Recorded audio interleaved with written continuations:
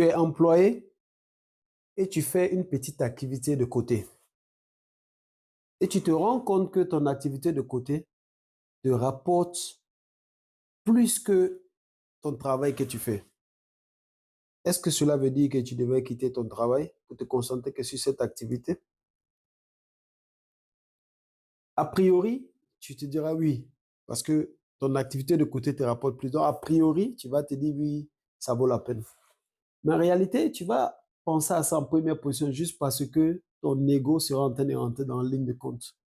L'ego que nous avons lorsque nous faisons notre propre activité et qu'on gagne beaucoup d'argent, c'est le fait de se dire, ah, on peut être notre propre patron, on pourra gérer notre temps comme on veut, on n'a pas besoin de rendre compte à quelqu'un. Ça, c'est notre ego qui sera en train de nous dominer en ce moment précis.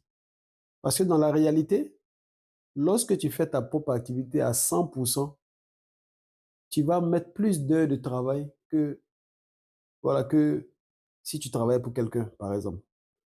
Donc, avant de trop vite partir rapidement dans la réflexion de dire, ah, je vais quitter mon travail parce que mon business de côté me rapporte un peu plus, je veux que tu te poses quelques questions. Par exemple, est-ce que le business que je fais de côté là, est-ce que ça m'empêche de faire mon travail normal?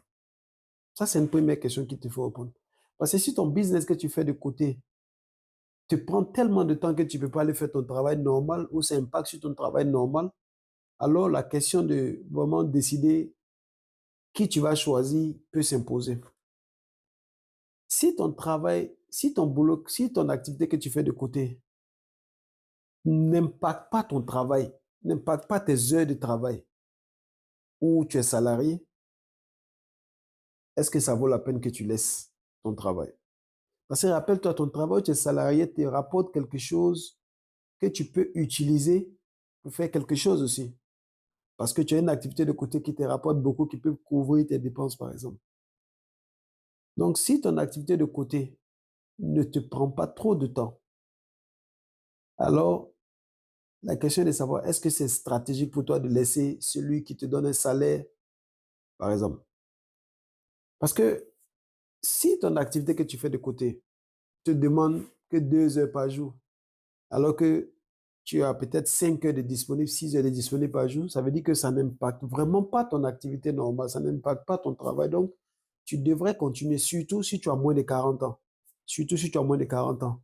Parce que rappelle-toi, quand tu travailles à ton propre compte, en général, la majorité des personnes qui travaillent à leur propre compte, beaucoup ne contribuent plus pour leur pension, surtout s'ils sont en Europe, etc. Ils ne contribuent plus pour leur pension. Seuls les plus intelligents continuent de contribuer pour leur pension.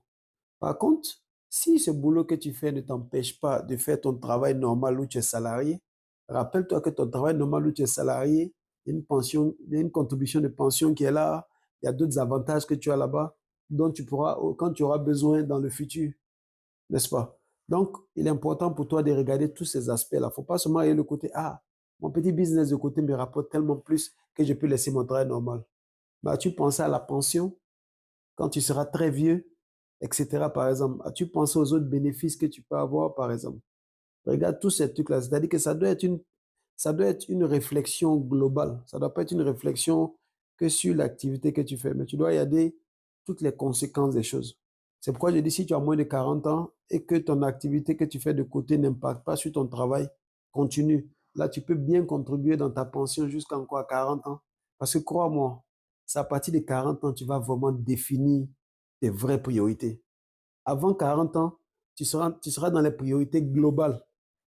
Mais après 40 ans, tu seras dans les priorités les plus spécifiques parce que tu es en train de passer un autre cap de ta vie. OK? Mohamed Sissoko, bonne réflexion.